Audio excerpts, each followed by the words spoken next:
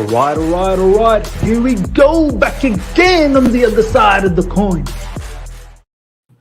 All right, we are back. We are back again on the other side of the coin because there's just matches happening, just left, right, and center. I can't keep up. I'm still recovering from my surgery. It's gone okay. It does hurt, but nonetheless, we keep moving. Just the way Chelsea keeps moving, we got to keep moving. As you can see, this is the first part of a two-part series of the preview. I've got Everton Rose here. She goes by the name Everton Rose, but ultimately her name is Rose. And then tomorrow we've got the Blue Boys, who are also another Everton, fans, and I'm pretty sure, yeah, Rose, I'm pretty sure you know them as well. So I've got them tomorrow. So yeah, it's a two-part series. But first of all, thank you to my panel. Thank you to everyone that's joined in, and thank you to everyone that will join in throughout the stream and will watch it down the track. First of all, Rose, how you doing? Yeah, I'm good, thank you. Basically, real quick, who am I? I have a YouTube channel. It's all about Everton. It's in my spare time. I'm a teacher full time. And so, yeah, I like making YouTube videos about Everton. Thank you for having me on. Brilliant. Yeah, I actually bumped into your channel a few days back. I was just searching up some Everton fans and bumped into you. And I saw a couple of your videos and I was like, wow, need to have this person on the channel and do a preview. That'd be great. So guys, all of Rose's socials are in the description right now, so go out there and subscribe. My boys, Mark, firstly, how you doing? All good, thank you for having me again. I'm excited. I've never shared the panel with Michelle as well, and happy to have Rose with us. So yeah, super excited of today's chat. Nice. I can't believe you've not shared a chat with Michelle before. I had that happen. That's unbelievable. I haven't had the pleasure, mate. Michelle, my boy, how you doing? I'm very well, thank you. Good to be on with you, Mark. Obviously, I know you from Michelle's community. Nice to be with you. Rose, looking forward to it as well. Of course, lots to talk about Everton. Really exciting time for the club and a massive game. And Miz, good to see you slowly recovering from surgery. Big respect for doing a stream and keeping the work going in this time. So looking forward to it today. Thank you, my man. Thank you. Soccer Turtle, thank you for joining. Back again with the other side of the coin. Let's go. 100%. Let's go. Let's do this. First of all, Rose, as I've said just before we went live, this is completely going to be about Everton. We're going to get to know Everton a lot deeper. Not that we don't know, but it'll be good to know from an Everton fans perspective, which is always nice.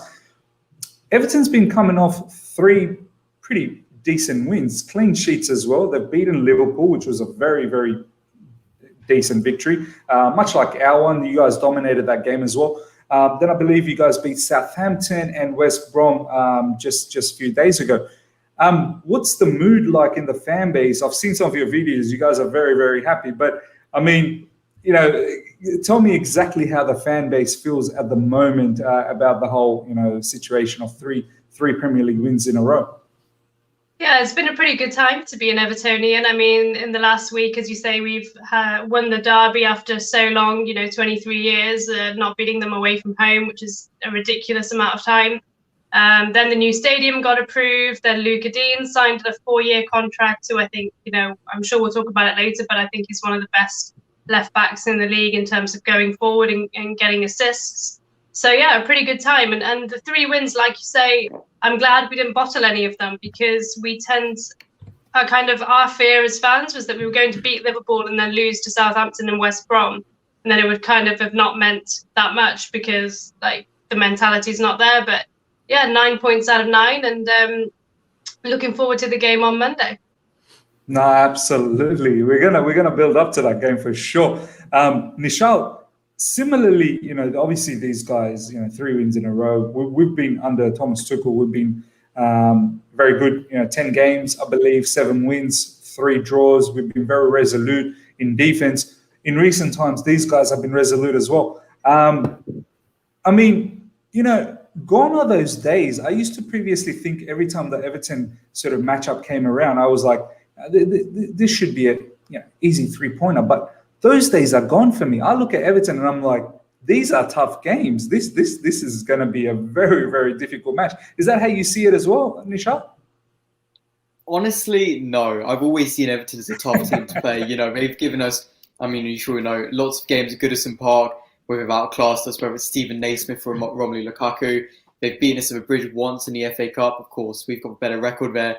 But they do give us tough games. They're not a team to be underestimated, and especially this season. I think it's been good to see it really come together for Everton, because I've got a lot of friends and family who are Everton fans, and seeing them having gone through so many years of disappointment and underwhelming results and just bad times, seeing it come together with, of course, the former Chelsea man Carlo Ancelotti, all the right players really coming together. And this is a great squad, and possibly one of the best Everton squads we've seen since the prime days of David Moyes a decade ago. So it's good to see them doing well and hopefully pushing on. But hopefully that won't be the case on Monday. You know, it's a massive game, just a point and a position between us. So it's not like we are opposite ends of the table. They are right down our necks, breathing down our necks very intensely. And so a game it'll be in a tough hand. game. And a game in hand. And a game in hand, yeah.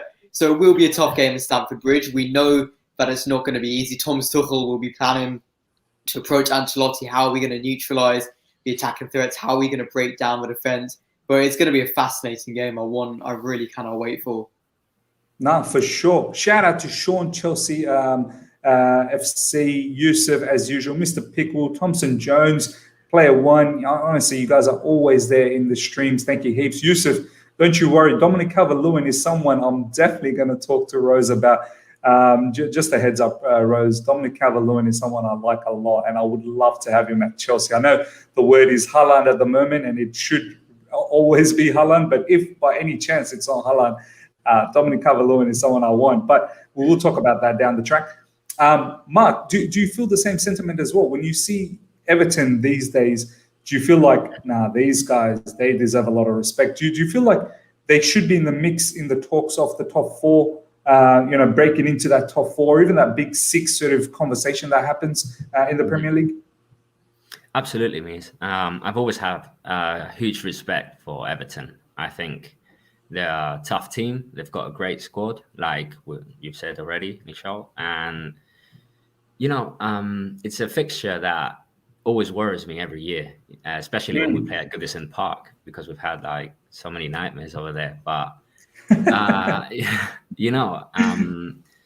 got a great squad. I think we can speak about Everton as Big Six team this season, at least, next to Leicester as well. I think they're doing much better than Tottenham and than Arsenal, so they deserve that title, I think. So, and as you were saying, Calvert-Lewin, man, he's a goal machine. So we have to be careful with that man, He caused a lot of trouble for us last time, and obviously we will talk about that. But first, before we talk about Calvert-Lewin, Rose, one player that's been very, very instrumental over the last three sort of wins in a row for you guys have been Richarlison. He's come out of the blocks. He hasn't had the greatest start this season, but since Calvert-Lewin has sort of, there was that injury, I believe, in the middle, and then after the injury, obviously it takes a bit of time to sort of come back. There was that really big 3-0 draw against Man United where Calvert-Lewin was quite instrumental in that one as well. But in the last three games, Richarlison has been very, very prolific for you guys. How does the fan base look at Richarlison? Someone that you guys really admire, or someone do you guys think, I wish we got a little bit more out of him, sort of, hit and miss? How do you guys see Richarlison from your fan base point of view? It's been probably his worst season for Everton, and he still has a good number of goals and assists. He came from Watford and he was flying. Like, from the start, really, I think he understands how you get Everton on side. He's a bit of a snide, and I like that. Like, I think that's going out of the game. And honestly, just his antics on Twitter, like he's okay. So on the pitch, he's good. He can dribble, take players on. He's a clinical finisher. At Anfield, I think we had 2 shots on target and 2 goals. So like that tells you all you need to know about Richarlison. But off the pitch, like he just gets it. And if you're an opposition fan, I understand that a lot of rival fans just don't like him. But it's like that Diego Costa kind of thing, or Suarez for Liverpool. Like, you hate if he doesn't play for you, you hate him. But if he plays for you in your shirt, we love him.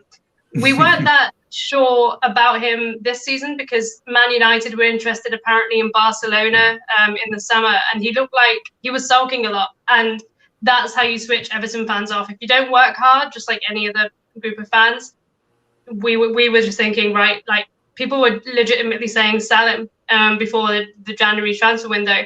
I didn't agree with that. I think I think he's like 21, 22, so experienced in the Premier League, like 4 or 5 years. And I think, like him and Dominic Calvert-Lewin, like they're making a really good partnership. And yeah, I mean, I love him. I think he's great. Yeah. Nice. Looks like you really, really favour Richarlison. You're right. He's one of those players that the rivals look at him and then they just get annoyed. Just the way Costa used to have that same sort of feeling for the oppositions. Nishal, let's talk a little bit more about Richarlison. For me, I've always thought he was a decent player. And for me, he's somewhat underrated. Doesn't really get talked about too much in the Premier League. You know, people do talk about the Bruno Fernandes's, and this season, obviously, Son from Tottenham. Obviously, from a Chelsea point of view, we talk a lot about our sort of players, Timo Werner, Mason Mount. When you look at Richarlison, he's got all the attributes of a very good forward player. Sometimes he can play in the wings, sometimes he plays in the striker position. I mean, does he deserve a little bit more respect than he generally gets? I think so. And what you say about him being underrated is absolutely right, because I think he's a quality player and one of Everton's best players in the last few seasons. Yet he doesn't get appreciated as much by rival fans. Maybe it's a case of consistency. Maybe it's a case of them not seeing him doing it on the highest level. But whatever way you look at it, he is one of our best players and he's one of our biggest dangers. Look at the game at Goodison Park last season where he tore us apart. And he's a perfect striker and a perfect forward to have. Because again, like you said, he's not just an out-and-out striker. He can play out wide. If he could, you could put him in behind a striker, but then you've got James Rodriguez or Gylfi Sigurdsson to play there. Yeah. And he's someone who can really cause a threat, going on the defender's toes, getting into that space, and being a really powerful striker. So I think I wouldn't call it disrespect, but I would call it underappreciation, because he is a really great player and someone who's been getting good numbers. And even in a season where, like you said, it's been underwhelming, it's not been his finest season in terms of consistency and really scoring week in and week out. But there are still so many times where he's been Everton's key player, who they can look towards, who they can rely on. And he's put in some brilliant performances and a real joy to watch. I think Manchester United stands out this season on numerous occasions, I think, against us. Liverpool recently, well. That was a really good finish against Liverpool. A standing finish. So he does deserve a lot more credit and also a lot more focus in terms of when we're approaching the opposition, because undoubtedly you'll be focusing on the likes of Calvert-Lewin and Rodriguez, but then Richarlison can get in there, catch your attention and just punish you. So he's definitely someone we have to look out for.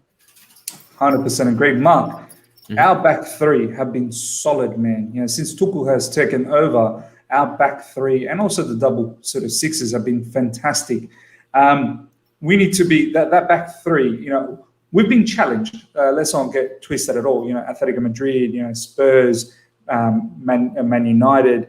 Recently Liverpool, but this front line of Everton, and we will talk about Everton's injuries and whatnot. I'm not really sure whether James Rodriguez is completely fit or not, but let's just assume that he is. You've got the likes of Dominic Calvert-Lewin, Richarlison, and James Rodriguez.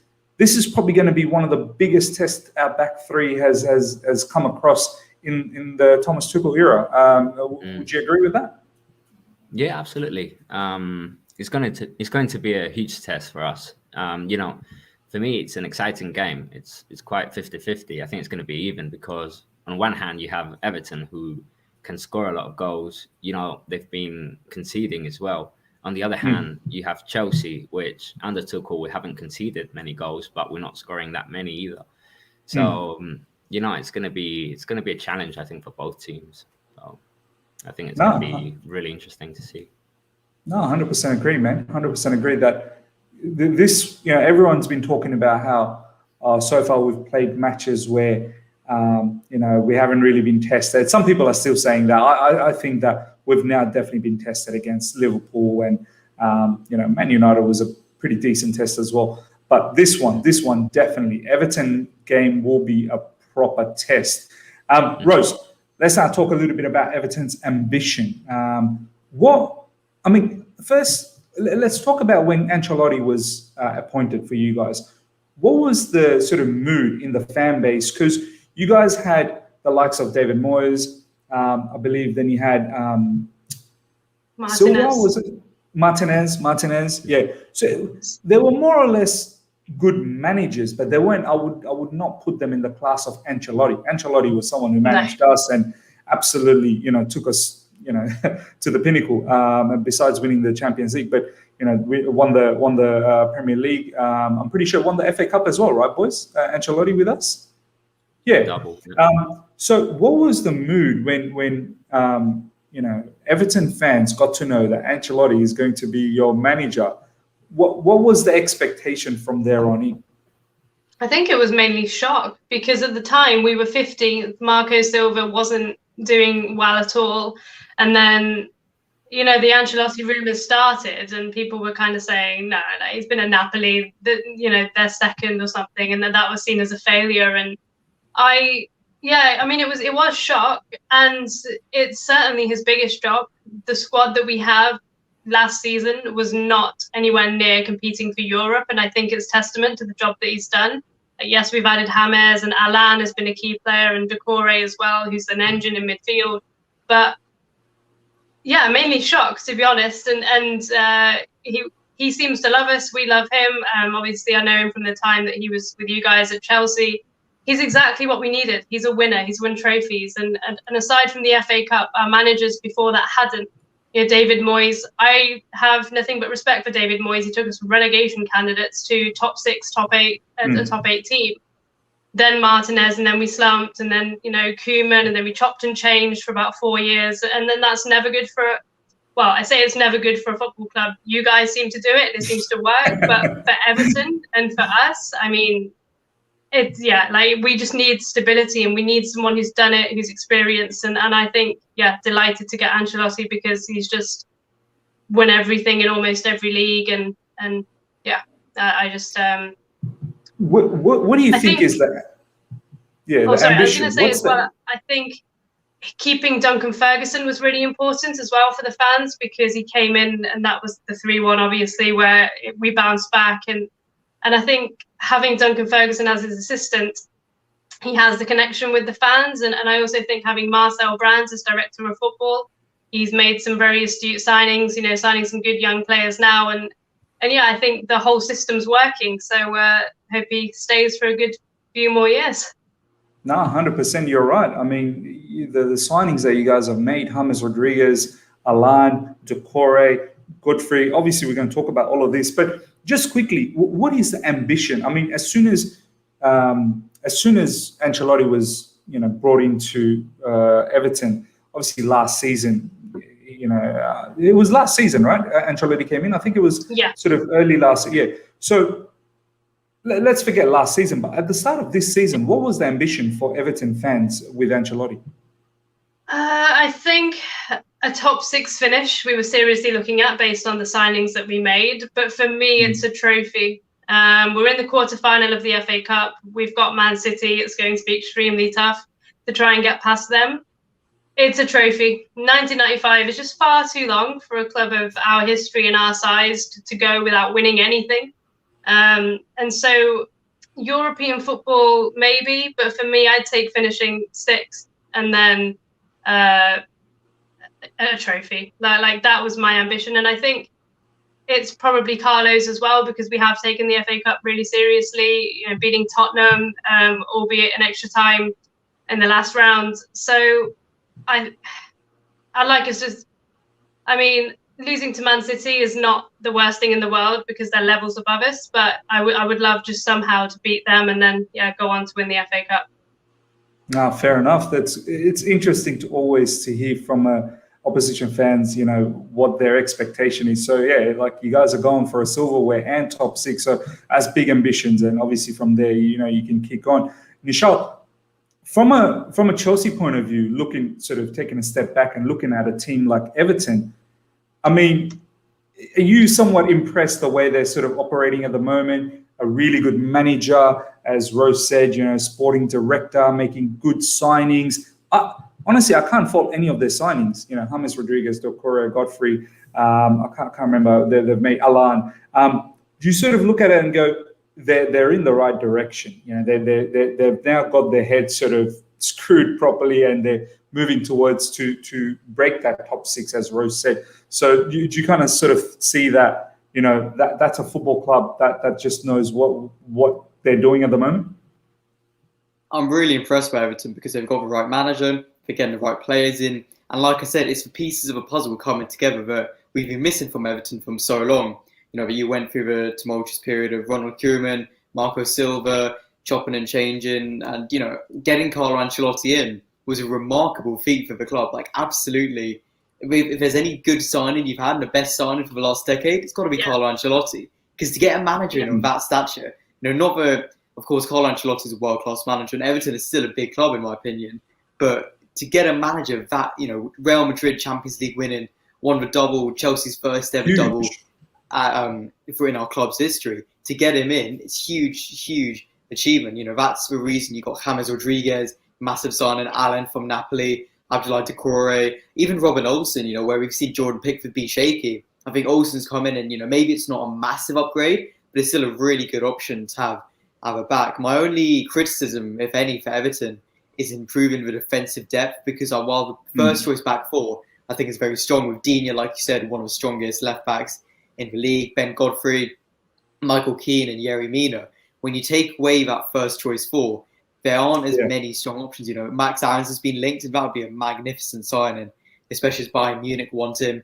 If there was another centre-back coming in, you know, I think definitely if the defence and maybe the goalkeeper even could be fixed up, that is where Everton can take the next step forward. Because what we see with them is that they can compete with the big teams. They've beaten Chelsea this season, they've beaten Tottenham this season, they've beaten Liverpool at Anfield for the first time since 1999. But they can't do it against the smaller teams as much. You know, Newcastle, Fulham, Sheffield United, we've seen these sort of performances. So if they can fix their defence and really get a stable back four, you know, maybe a world-class goalkeeper in as well, they can push it even further and maybe even mount a proper title charge like we saw at the start of the season. Man, yeah, you're getting me gas, and I'm not even an Everton fan. So you need to calm down about that, Michelle. Mark, I do want to now talk about, I believe the demise of Frank Lampard started from that 1-0 loss. I look back at that 1-0 loss earlier this season, and I do remember when we had that loss, I said it in Twitter, you know, that's where most of us sort of hang around in social media. I said that was a blip because Frank Lampard at that moment had that 16 or 17 match unbeaten run up until that particular moment. And I thought, no, that's a blip. I'll let that go because Everton at that moment, I remember they weren't in a very good streak at all. They had a few losses and they came into that game. We were the strong favorites. We were the heavy favorites. They got that early goal with that penalty. You know, obviously, Mendy, bit of a mind freeze and you know tackled Dominic Calvert-Lewin. Do you kind of look back now and go, that was probably where the rot started from the Frank Lampard decline of the December, January, that loss of them sitting back, got the early goal, and we just didn't have any response after that. And since then, it was very difficult to combat against other teams, right? Mm-hmm. Yeah, you're absolutely right. I think that was the game that changed the story of the season and the story of Frank Lampard at Chelsea. You know, that was the game where it was clear for me that we were going to the games without a plan, you know, and it was so clear against Everton and then against all the rest of the fixtures that we had under Lampard. But yeah, absolutely. I think that was the game where we all waked up, to be honest. I think we were all like in a bubble, in a dream, until Everton came and hit us with a bit of reality, you know? Yeah, I still remember it was like a blueprint that Ancelotti provided for the rest of the Premier League, that this is what you do. This is what you do. And since then, I remember Wolves did the similar thing to us. A few other teams did the same thing to us, and we just never ever sort of materialized after that. Rose, just quickly before we talk about some players now, some key players I want to talk about, How big was that win, that earlier win in the season when Ancelotti got that 1-0? You guys were in a bit of a bad form. How was that in the fan base for you guys? Yeah, great. I mean, I think it showed that the thing with Everton has always been is that we, under Moyes, basically, we would do really well against the teams below us and around us. And then whenever we used to go away to, I know the Chelsea one was at home, but we used to go away from home or play Man United at home and we just capitulate. We just bottle it and you know, just not turn up, no matter how good, no matter how good our form was. This season, that's just been the complete opposite. I think that's the best thing that Carlo Ancelotti has done. Our players now believe that we can go away from home, play anybody at home, and we can win. And so that win at the time, like you say, we were not in a good run at all. We were really inconsistent. But from there, we had wins against Leicester away, I think. We beat Arsenal at home as well. And Arsenal aren't what they once were, like, you know, in terms of a top six. You know, they're not doing very well this season. But just to have that mentality against a traditional top six, that we can play you, we're going to beat you, you know, even if we don't have much of the ball, we're going to sit back and then we'll hurt you on the counter. I think that showed that we're not very relaxed as fans. Like, we tend to be very extreme in our responses. And you know, the amount of times I've seen Carlo getting stick for a lineup and then we win the game 1-0 and everybody just has to forget about what they said when they saw the lineup. You need to listen to what Nishal says. Nishal says, don't ever pay attention to lineups. Yeah. And yeah, Carlo with his mind games, like he'll say that players are injured and then they're starting the game. So yeah, I think we just have to relax. I think it's been it's been, to be honest, 20 years of just mediocrity, and now we have to believe that we have somebody in charge who knows what they're doing, and hopefully we can build on this and next season. No, absolutely, it's exciting times. I want, you know, as a rival fan, I don't like, you know, talking too much about other teams, but Everton is one that I'm keenly interested to see. I guess because of Ancelotti, you know, the stuff that he's done with us, I'm really interested to see what he does with Everton. Let's now talk about some players before we talk about some other stats and whatnot. I have to talk about Dominic Calvert-Lewin. He's my man. I'm kind of in love with this particular player because his rise for me, I've literally seen it right in front of my eyes. You know, I've seen him before Ancelotti. I think it was Marco Silva that was the manager, right? Before Ancelotti. Yeah. You know, he was getting some game time, but Ancelotti has taken Dominic Calvert-Lewin to a different level. His movement, his aerial ability, you know, it's not like a coincidence that how well he sort of judges the ball when it comes in the air and the way he leaps and he gets those headers in. It's because he's that good. He understands the flight of the ball. He understands the movement, when to make those darting runs. But it's more than that. I feel like his pace, his hold-up game, and he's turned out to be a bit of a devastating player. Like, he's got that sense of batting where he can take the game all by himself and he can do stuff. How much of a big player is he for you guys? And what does Everton fan base feel about Dominic Calvert-Lewin? Do you feel like he's one player that you can keep, or you feel this guy's going to go to somewhere big? Personally, I think while Carlo Ancelotti's here, I don't see him going. I mean, we keep selling our strikers to United. I'm sick of it. Like, no more. I'm honestly... You can sell him to us. You can sell him to us. Yeah.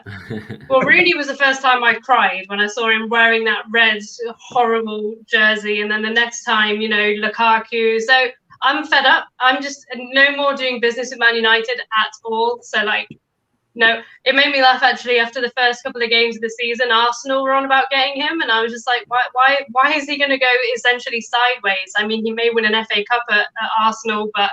No, like, I think Dominic Calvert-Lewin. I think that's backwards. Arsenal is probably not even sideways at the moment.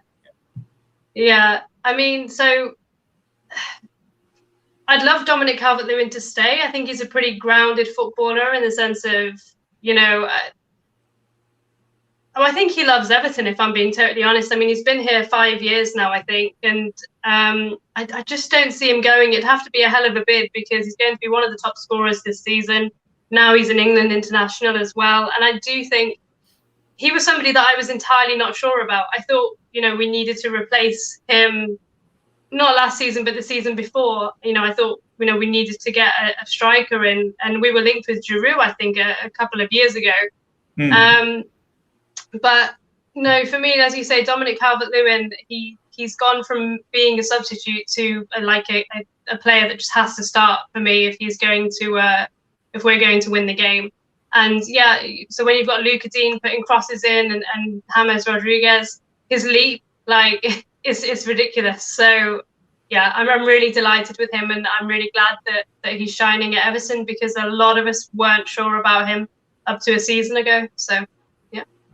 Yeah, no, his rise has been incredible. Nishal, let's take the rivalry aside for a moment. I know Chelsea fan base don't like to gloat too much about other players from different teams, but from an England point of view, right? From just from an English international point of view, Dominic Calvert-Lewin. I mean, with Harry Kane, obviously he's still the number one striker, but there are some injury sort of issues that Harry Kane has. How massive is Dominic Calvert-Lewin for England's sort of perspective? He's got to be in that Euro squad, no doubt about it. Because Harry Kane, as I said, he will be the first choice. He's the captain as well. But we also know he's prone to injuries. We saw him, he's had stints on the sidelines this season, last season. And, God forbid, but if you're planning for a worst case situation where Kane does miss out, it's not like we don't have a striker where we can't rely on them. Dominic Calvert-Lewin is that perfect man to come in. We can use him if England are chasing the game late on, bring him on, give him a start, play him, involve him in that squad, because like you said, he's a fantastic striker and he's warranted his England call-up. So, and yeah, of course, there's a lot of competition for England strikers. Danny Ings, unfortunately, of course, came off injured the other day, so his spot is in jeopardy. Tammy Abraham, obviously we have to see consistency-wise if he actually gets to start and play. And then, of course, Harry Kane, the head honcho, the main man that England will be relying on. But Calvert-Lewin has a massive stake to be in that squad, and I think I'm almost nailed on to be in that England squad. If he continues in the way he is, if he gets a golden boot, absolutely he's in that squad. And even if he just continues in this manner, scoring goals, performing for Everton, he can make that squad, because what we've seen with him, not only under Ancelotti, but under Duncan Ferguson, I've spoken a lot to Everton fans who say that, Duncan Ferguson's played a huge role in his development. Of course, striker himself, big Everton cult icon. And the way we see Calvert-Lewin as that key striker with his heading, one of the best strikers with heading in the league. That goal against Liverpool in October really sticks out for me. Yeah. He had to bend his neck and really get around the ball. That is what quality strikers do. And if you've got a man like that who can lead the line, deserves so much credit. So, and like we said, where would he go if he wanted to leave? Maybe Manchester City, if they chased him, that would be a hard one to turn down. Any of the top six, when Harry Kane moves on, that could be an option. If Arsenal get back to their heyday, that's another option. Even Chelsea. He's got the world in his palm, really. He really does, doesn't he? Absolutely, but I wouldn't blame him for staying at Everton and trying to make his career there. And then, I don't know, maybe down the line he looks for a bigger move. But, he's not like he's at a small club right now. He can really perform and take Everton by the scruff of their neck and really take them to new places, because there's never been a better manager for him to be under than Ancelotti, a better man on the sidelines as well with Duncan Ferguson. And then look at the creativity he's got. He's got Richarlison on the side, James Rodriguez behind him, Gylfi Sigurdsson, Decore, Allen. He's got great options. It's a super team. Yeah, absolutely. And the sky's the limit for Dominic Calvert-Lewin. So I'm really looking forward to see how he does, especially in the next few months ahead of the Euros. I can see Rose just nodding along and like, it's good. Mark. He's only 23 as well, so he's so experienced in the Premier League already. Yeah. No, absolutely. The age is what, honestly, his limits is unbelievable. Sky's the limit, absolutely. Mark, we've had a lot of issues with our strikers. I mean, we've talked about it. You would have seen Nishal say plenty of time in my channel here that not one striker that we can say that they're bang on starting every game. It's more like depending on the opposition, who starts, Giroud, Tammy. Timo Werner has now become a bit of a mainstay, but that's because he plays in just behind the striker as a left forward predominantly. Yes, against Liverpool played as a striker, but I feel like Dominic Calvert-Lewin, let's just say Haaland. Obviously, the live chat's going nuts about Haaland because at the moment. Dortmund's playing Bayern Munich, and all the talks are about Haaland and Lewandowski, and obviously we're linked with Haaland as well. But let's just take that aside for a moment, Mark, and just forget the fact that we are linked with someone like Haaland. Yeah. Would you be excited if we were ever linked with someone like Dominic Calvert-Lewin? Because I feel like he's a striker that's a massive upgrade for us, an absolute upgrade with the likes of players that we have, Timo Werner, Ziyech, Mason Mount just behind him, Pulisic. That could be a dynamic force, man, if Dominic Calvert-Lewin, if we were to ever pursue that. And his aerial abilities, let's not kid ourselves, the crosses that we put in, he'll eat it up. Mm-hmm. Yeah, I mean, imagine if Chelsea wanted Calvert-Lewin, it would be 100% yes for me. For me, he is the definition of a complete striker. He's shown it this season. He can score any type of goal, really. Yep. And he already has, correct me if I'm wrong, Rose, but I think he has 13 goals right now, which that sounds about right. It's crazy. It's a huge amount of goals. And, he's the danger man at Everton right now, at least how I can see it, alongside Richarlison. But I think he's like the main man, the one that we have to keep an eye on tomorrow, especially. Also, I think that I don't know if he might go in the future to another club. I don't know, maybe. But I think that Everton are in the right path right now. Like you guys have spoken before. The fact that Ancelotti is in the team at the moment, I think that is the first step for a huge future at Everton, because you're not only signing a world-class manager, you're signing as well an image, and it's an image that it's also for your club. So true. You're signing a gentleman there, and not only that, but it's a gentleman that attracts top players. So I think it's a good reason for Calvert-Lewin to stay at Everton. Would I like him at Chelsea? Absolutely. No, I agree, man. I feel like he sort of gives me the Harry Kane sort of vibes with Spurs. How when you think about Spurs, you think about Harry Kane. When you think about Everton, you think about Dominic Calvert-Lewin. So you're right, Mark. He's sort of starting to become that brand for Everton, and that's huge. You're going to say something, Rosia? Yeah, for me now, the next transfer window is key. Yes, there's a pandemic. Yes, football's not in a normal situation, but like you say, if we can get Max Aarons in, and I still think we need another ball-carrying midfielder, I still think we're short there. If you bring in a Max Aarons and you bring in, I can't give you a name because, it's not my job to do that, but those two positions for me, because then, because people have drawn comparisons to this side 5 years ago. So when we had the likes of Ross Barkley, Lukaku, John Stones, they were three players. But now if you were going to say to me, well, if the bigger clubs come calling, who are they going to come for? Well, I will say, well, they'll come for Richarlison, they'll come for Calvert-Lewin, they may well come for Digne, they may come for Godfrey.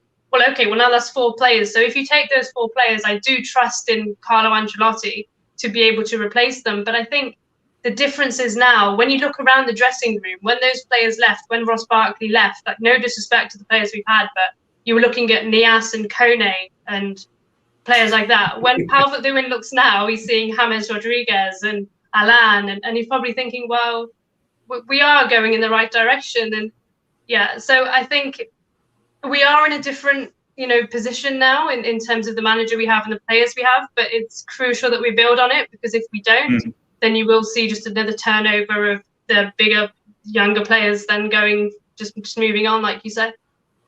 100%, and that's not something that Ancelotti would want to see at all. He'd leave as soon as that happens. Before we talk about other players, I want to now bring on someone live from the chat. He goes by the name Pan Afric, but he's always joined us. I want to give him the opportunity just to give a couple of minutes for his thoughts about the match. Pan Afric, how you doing, my man? I'm good, and thank you for having me into your show. Brilliant. What's your, just in a couple of minutes, what's your sort of thoughts about this matchup against Everton? And do you have any questions for Rose as well? Yeah, I'll start by giving my thoughts on the game. Looking at the past 5 games we've played against Everton, we have been able to win 1 and drawn 1, and Everton has been able to win 3 of those games. I think it's it's a tricky game for us, given the fact that Everton has picked up form in the last couple of weeks between Liverpool, between Southampton and West Brom, and keeping clean sheets in all those games. I think it will be a tough one for us. But trusting the new system that we have been playing under Tuchel, I think first and foremost, the boys play for the way they are set up. I think the manager has instructed them that you don't give your opponent the chance to even get at goal. Looking at the way we played against United and Liverpool, I think we've been able to shut the door down for the opponents, and it's been difficult for opponents to even get a chance at our goal. So I'm confident going to the game that we'll get the results. Everton is a good team, yeah, but looking at where the threats will come from, I think if we control the midfield, then the game is in our control. So with that, I believe Chelsea is going to win the game. Yeah. That's talking brilliant, about. Man. Yeah, go on. Yeah, you guys were talking about Dominic Calvert-Lewin. He has been awesome this season, and I think big clubs will want to come for him in the transfer window. But seeing Dominic Calvert-Lewin at Chelsea, for me, I would not want him. First and foremost, he's similar to Tammy Abraham. The only difference between him and Tammy is that he's good in the air, while Tammy is rubbish in the air. But I don't think there's really much difference in their game when it comes to he's that kind of player who can, he can charge forward and make some good runs, same as Tammy. And if we are looking at replacing Tammy with someone like Haaland, I don't think Calvert-Lewin will fit into that plan. Chelsea needs that kind of a striker who can terrorize the defenses, and that you're sure of having 20 plus goal in a season. And I don't see Dominic Calvert-Lewin as that kind of striker. Fair enough. Look, each to their own, man. I just have a soft spot for Dominic Calvert-Lewin. I completely understand your point. Just before we let you go, Afric, what's your score prediction? I think it's Chelsea will win by 2-0. I'll take that, man. I'll take that. But thank you so much, my man, for your thoughts. I'll catch you some other time, yeah? Yeah, thank you for having me. Take care. Rose, I'm not sure if you'd like that scoreline one bit, but we will get to the score prediction later on. We've got a question here. Taran, my boy, thank you for joining. Which Everton player will cause the most issues for Chelsea? I feel like, at the moment, Richarlison's absolutely on fire. Dominic Calvert-Lewin we've talked about. The other ones that I want to talk about now with Rose is your midfield. Decore, Alan, Sigurdsson, one of the guys, I think Tim Jenkinson over here was talking about Sigurdsson. That midfield, it's a very workhorse type midfield. You've got the creativity with Sigurdsson.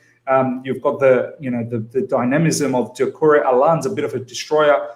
I mean, you guys are very happy with your midfield at the moment, yeah? Yeah, it's something that's needed work for a while, probably for a couple of years. Since Barkley left, Garner left, he used to do so much work in the midfield. And it just said everything when Carlo decided to bring in 3 players and they were all midfielders. So yeah, it's a real boost to have Alan out, and something that's been good for Everton is that Alan's been out for about 2 months, and during that time, the results, we won't go through them again, but our form's been mostly good. Alan he just celebrates tackling. I love it. He celebrates it like it's a goal, and it's not really a popular job anymore. So he's 29, almost 30. He won't give us that many years, but his experience at Napoli, Champions League, he's played an awful lot at a very high level. So he's exactly the kind of player we wanted, and we wouldn't have got him if Ancelotti wasn't here. Decore, I've always rated. I thought at Watford, if you can shine in a team that gets relegated like that, he still looked really good. Just, yes, defensively he's an engine, but also he has got a good finish on him. He's good in the air from corners. He scored, I think, once for us this season, so not too much. That's not his role, but he does have that as well. And Sigurdsson is a player that can be very hot and cold. When he's good, he's very good, but at times against the lower teams, he can go missing. And Sigurdsson does get a lot of stick, I think, from Everton fans because of his 40 million price tag and yeah, sometimes he can become a passenger. I still think it's a position that we need to look at. When Coleman is not around, he's your captain, yeah? Yeah. He is, yeah, and there's a point of contention among the fans. But I think recently Sigurdsson's been playing really well, and long may it continue, yeah. No, 100%. Mark, you had a question for Rose. Yeah, I was curious. I would like to ask you, Rose, from the point of view of an Everton fan, seeing the recent results that we have had under Tuchel, what are the strengths and weaknesses that you can see from this new Chelsea team, and how do you think you can harm us on Monday? Brilliant question, Mark. Yeah, I wish I wish it was still Lampard in charge, if I'm being honest. But I think your defense, like it's the clean sheets. Like I looked at your results, and you're not scoring many, but you're not conceding many either. So Christensen looks like a really good player now, and I'm sure that a lot of you weren't sure about him. Your midfield as well, in terms of Jorginho and Mount, are players that I'm definitely, not looking forward to seeing us go up against. I think it'll be a battle, though. I think we'll need to start Alan and Decore to try and stop, the creativity that those players bring. But I still think your defence can be got at. We spoke about Dominic Calvert-Lewin, but another player who scored a few goals is Michael Keane.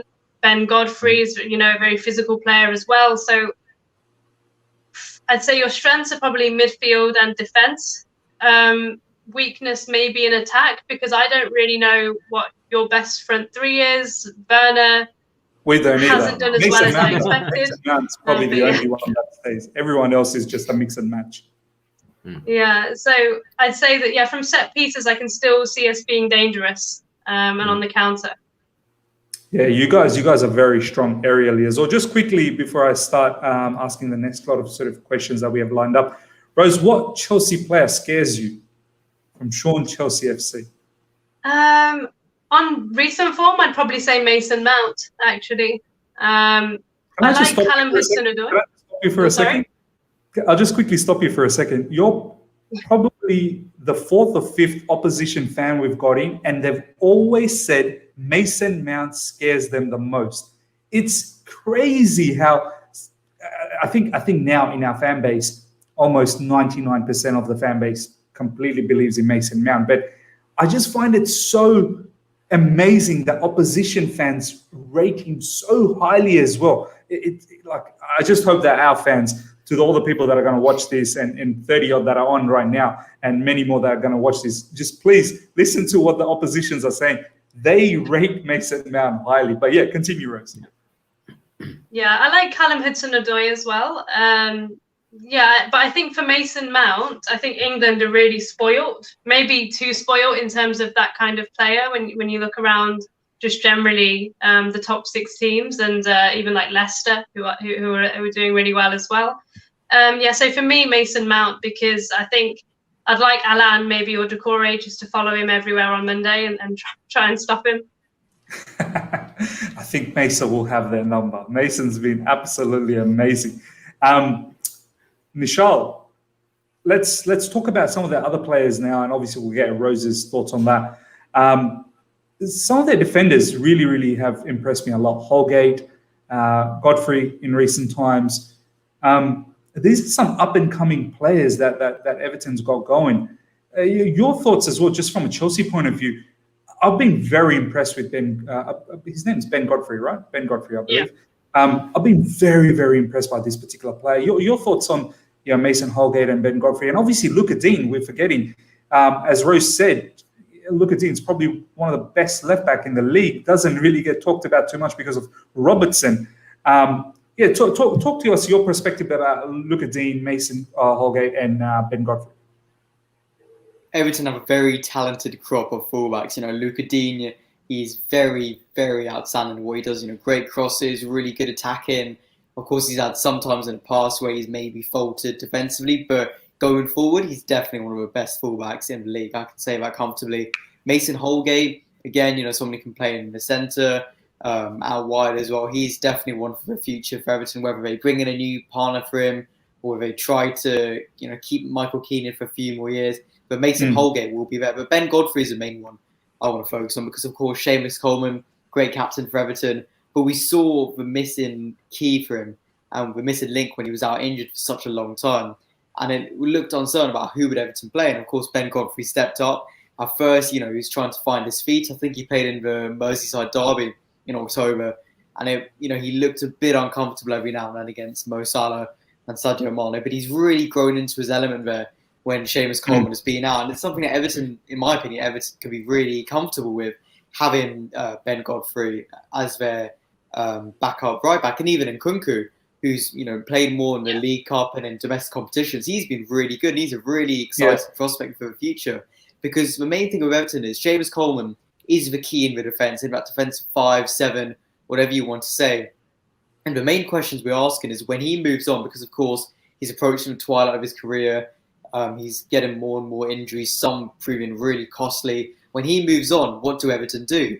And in what we've got right now, Ben Godfrey and Niels Nkunku, I think they're great options to have in that position. Maybe you look to invest in a more experienced right back to fill that hole while those two kind of gain more experience and get more comfortable playing regular first team football in the Premier League. But I would have no objections if I saw Ben Godfrey step up because he's a really outstanding player and he's already done it, having to step up for Coleman because, it's not easy stepping up for the most experienced and decorated player in the squad, let alone the captain. So going forward, I'm really excited to see what Godfrey can offer and also Nkunku because, of course, right now he's still, kind of, I'd say, a fringe player. He's in the first team, but, his minutes are more limited, like I said, to the Cup. But those two, for sure, in the future, I'm very excited to see what they've got to offer for Everton.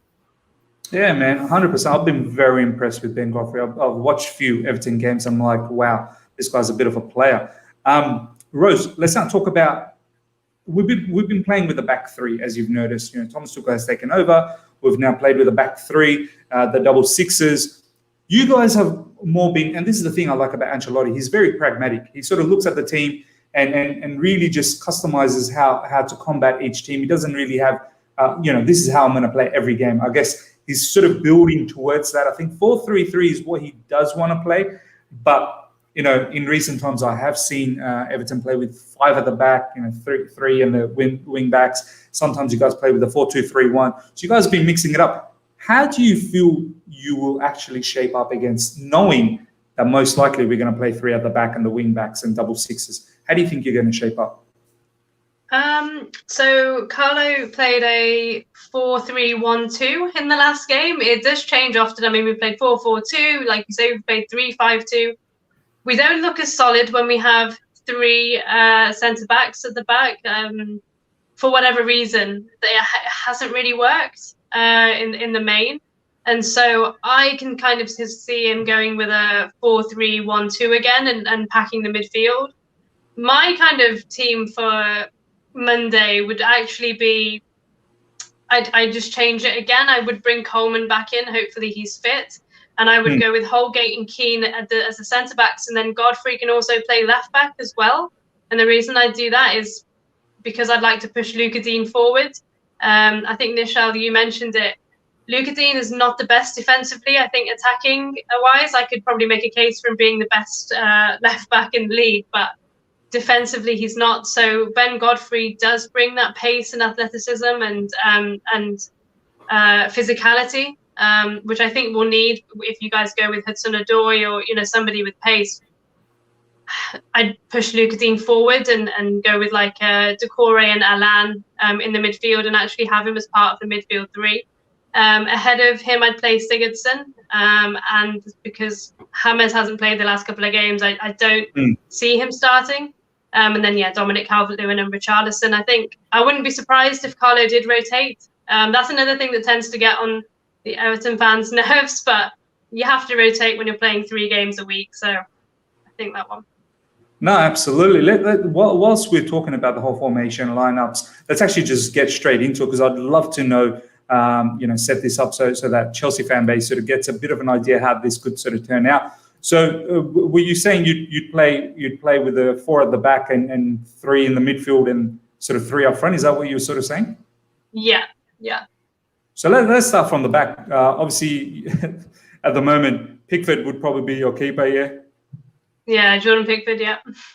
I mean, what's just quickly as we go through this, what's the stance on Pickford? Like, does the fan base, because I feel like he's a bit of an error-prone of a keeper, kind of gives me that Kepa sort of vibe sometimes. I know he's probably a tad better than Kepa, but what's the feel in Everton in regards to Pickford? It's tough because he had such a good 2018 World Cup. I feel like he's been living off that for far too long. It really annoys me when people say that a goalkeeper is a really good shot stopper because that's their job. So he is good at that, but the mistakes for me just, I don't know. Recently he's been good, so I'm okay with him. But if we want to consistently challenge for the top 4, I think we have to not be sentimental and we need a better goalkeeper. No, for sure. And honestly, I just want to bring this back before we get in. I feel like he did an absolute dirty on Virgil van Dijk. I don't know how your fan base feels about that, but I feel like that destroyed Liverpool's season. But that is for a different, episode altogether. But yeah, I just needed to say, man, oh my God, what Pickford did was unbelievable, that one. Right back, who are you having in the right back position? Seamus Coleman. Yeah. Is he going to be back? He has had that injury sort of issue, right? He's had a knock. He hasn't played the last couple, but it wouldn't surprise me if Ancelotti started him. So I'm going to go with Coleman. I'm going to go with the back 2 of Holgate and Keane. And they've sort of been the 2 that have been playing mostly in recent times, right? Holgate and Keane. I've noticed. Yeah, Yerry Mina's out as well. He could be back, but we don't know much about the injuries. And yeah, Godfrey at left back. Oh, not Digne? No. So I was going to push Digne forward. Ah, right. I hope I've spelled this correctly. Is that right? Or is that double F? Yeah. Michelle, you're always good at this. Yeah, no, it's 1F. It's 1F, Miz. You're doing well so far. You're passing the spelling test so far. Who are we having in the middle, Rose? Are we doing with the double sixes, or how are you setting this up? Alan and Decore in the middle. Okay. I'm going to struggle with this name. It's D-O-U. C-O-U-R-E. I think you've got it. I got it right. I need to be more. You did well. Keep going. I need to keep going, Michelle. That's right. Rose, who are we going with the sort of these 3 players? Is that So I've kind of gone with a midfield 3, and I thought the Digne would be on the left. So you're going with something like this? So no, more of like so Decore and Alan would just be like more central, and then Decore on the left of mid. Sorry, not Decore. Digne on the left of midfield. Right. Yeah, so more like a 4-3-1-2. Yeah. Fair enough. So this will be Digne. Yeah, and that And who you going on the right side? So Sigurdsson to just play behind Dominic Calvert-Lewin and Richarlison. I'm just going to say Gylfi. There's no way I'll say Sigurdsson. No. And this is going to be Richarlison and Dominic Calvert-Lewin, yeah? Yeah. Wow. Okay, let's bring this out. Before I go back to you, Rose, Nishal, how do you feel about this team, man? You're on mute. It's a very good team for sure. Really strong team. Of course, a midfield pivot, Decore, Allen, they can perform really well. I'm surprised to see Digne out wide, I bet, to be honest. But like we've spoken about, he's got that attacking qualities where he could play there. But I mean, look at that: Richarlison, Calvert-Lewin, Gylfi Sigurdsson, fantastic attacking opportunities, especially against the back 3, where while we have been solid, when we come up against tough players, you can see these vulnerabilities come through. So it's a very strong team, and one which I'll be wary of whatever is played on Monday. Yeah, man, this especially that double six looks amazing. Mark, your thoughts on this possible sort of predicted lineup from Everton? You're on mute, Mark. Sorry, I was on mute. I was picking on my own. Yeah, it looks good to me. I think it looks like a really solid starting 11. I think maybe the right side is the most weak side, maybe. I think we need to exploit and attack that side. But if, for the rest of it, it looks pretty good to me. Looks like a solid team. Yeah, no, I'd have to agree. That's a very strong team. Rose, you've created that team. That's your prediction. How do you feel about that team? Do you reckon you're like, what's your prediction now? Basically, I'm trying to get to in this particular matchup against us. To be honest, I would prefer to see James in where Sigurdsson is. But I just don't see him being fit. So I think Sigurdsson just playing behind the two strikers is probably the more realistic option. I'd probably bring Yerry Mina in as well, because I think that our actual strong back four is where we have Holgate out on the right, and then Mina and Keane, and then Godfrey. And also with Luca Digne, I don't really see Carlo doing that, but I just experimented with something else. Like I see Luca Digne probably playing at left back, to be perfectly honest. But I think we do need to go in some ways attacking, because if we let you guys have the majority of possession, as I think we will, you can hurt us. So I would like us to try and attack as well when we get the ball. Yeah, no, absolutely. I mean, going back to this lineup, I don't know how you guys cannot actually attack. I mean, that team's just set out to attack. Obviously, defensively strong as well with Doucouré and Allan, Godfrey, Keane, Holgate. I think Tim Jenkinson was saying perhaps not Holgate and maybe Mina. Mina's also another very strong defender in any case. I do expect probably Luca Digne might be in the left back position, but yeah, it's a bit of an experiment that you said from your side. But yeah, up front, like it's a very well balanced team. So let's start wrapping this up. Nishal, let's go to you first, my boy. Our record against Everton, I just looked at before we started this stream. The last 6, 1 win, 2 draws against Everton, and Everton has won. The other. What is it? Yeah, 3. The other 3. So. They've actually had us in recent times. 3 wins, 2 draws, and we've only had the 1 win. So, I mean, is that sort of somewhat sort of puts you off a little bit? That thinking, I can't believe we had that kind of a record against Everton. No, because there's a distinction in that form and in that record. Everton haven't scored at Stamford Bridge in 2020, in 2019. The last goal was in 2017, where we beat them 2-1 and Rasa scoring. And so that says it all. We capitulate at Goodison Park. That's where Everton are their best, and they outclass us every time. When they come to the bridge, we're always on it. I mean, look at it. Yeah. Monday will be a year since we had fans in again at Stamford Bridge, and we won 4-0 there. Smashed it. One of our best performances on Lampard. We have that sort of dominance at the bridge. We've got 1 defeat there in a decade against Everton. That was in the FA Cup on a penalty shootout. It's a horrible game. I remember it too vividly. But I'm not worried, because the form, there is a distinction between home and away. I think we had this discussion a few weeks earlier, actually, with Southampton, where someone pointed out our record isn't good against Southampton. I said, yes, it isn't, but we're better at St Mary's and they're better at Stamford Bridge. And it's just, it's vice versa with Everton. Everton are better at Goodison Park. We're better at Bridge. So, it will be a tight game. Definitely one that will be difficult. While Rose was making her prediction, I was trying to remember what I had said, because I did a podcast yesterday where I made a prediction. I was trying to remember, what did I say? Because I don't want to backtrack. But I remember now it was 2-1 Chelsea, Giroud and Mount to score. It'll be a tight game. Definitely not an easy one.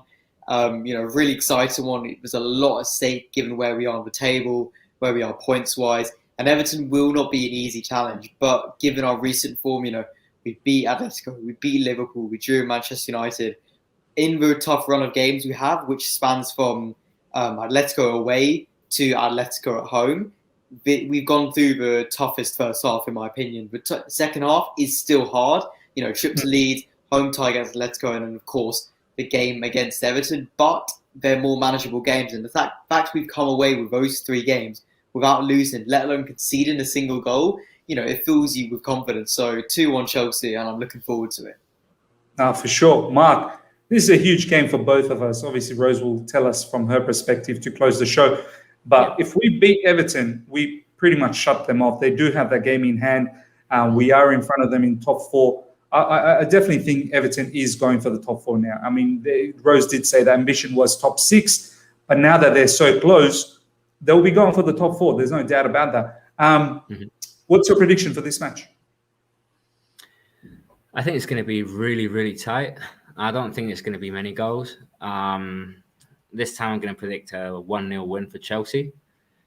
And yeah, you know, I'm predicting 1-0 because it's been the 99% of all Tuchel's games have been, when we've won, it's been by 1-0. I think we've only won for 2-0 against Newcastle, was it? Not sure it was now. Newcastle. It was Newcastle, right? And, you know, we're not conceding as Burnley, I think. And Burnley, okay. We're not conceding as many goals. I think that we've only conceded 1 because the other one was Rudiger. That it was an own goal. But you know, Rudiger slander. Rudiger slander. Yeah, no. I think he's doing a great job. If not, check my Twitter. I put it over there. But yeah, I think it's going to be a really tight game, tough game too. I think Everton are doing really well in the fact that they want to reach top 4.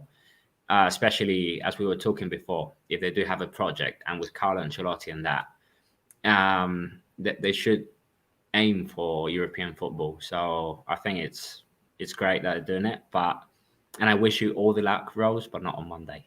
That's my luck. Same. Rose, to finish things off, I think it's always nice the guests to finish things off. I mean, what does it mean? You guys, let's be honest. Liverpool has been sort of the Merseyside, the team that's always in the limelight, top 4, Champions League, Premier League champions, so on and so forth. How much does this mean now that you're so close to top 4 to be the top dog in the Merseyside sort of area and having that chance to be in the top 4? This is a huge match for you guys as well, yeah? Yeah, it's about time, really. The thing is, I never like to predict and go in overconfident because it can just be embarrassing for when the game happens. But for me, this time now, we hadn't won away at Spurs since 2012. We did that on the first day of the season. We hadn't beaten Liverpool obviously since the last century. We've done that now, and so if not, so. I know that we haven't won at Stamford Bridge in the league since 1994. So can it be, can we break another good record this season? I'm not going to bet against it because our away form has been better than our home form. I think like Holly is saying, I had to bring it up, Holly. No fans has had a massive impact on it. I think if it was a full Stamford Bridge, our players may just capitulate again, but I think that impact, why not? I'm probably going to go with a 2-1 because I see you guys scoring, but hopefully we can just, Richarlison can get one and then maybe a Michael Keane header. But I take a draw now, and then we've got 3 very winnable games. So yeah, why not a 2-1? Wow. I just imagine us conceding 2 when we haven't even conceded that many under Thomas Tuchel. That would devastate me. I hope that never happens. But I do want to say good luck to you, Rose. Honestly, you've been an amazing guest. We've got so much good information from you about Everton, and it's always a pleasure to have an opposition fan. So thank you heaps. Once again, Nishal, thank you a lot. Mark, thank you heaps. Guys, all of my panelists here today, all of the information is in the description. I will add Nishal's one because Nishal was a late inclusion, so I will add his stuff. But you can see my previous videos. Nishal's been in many of my videos, so please go ahead and follow all of that. But yeah, do tune in tomorrow, 7:30 UK. Blue Boys are going to be here. Another Everton-based sort of fans. And we'll have part 2 where we're going to talk a lot more about both sides and not just Everton. So, yeah, do look forward to that. But, yeah, everyone, thank you so much for joining. Until next time, see ya.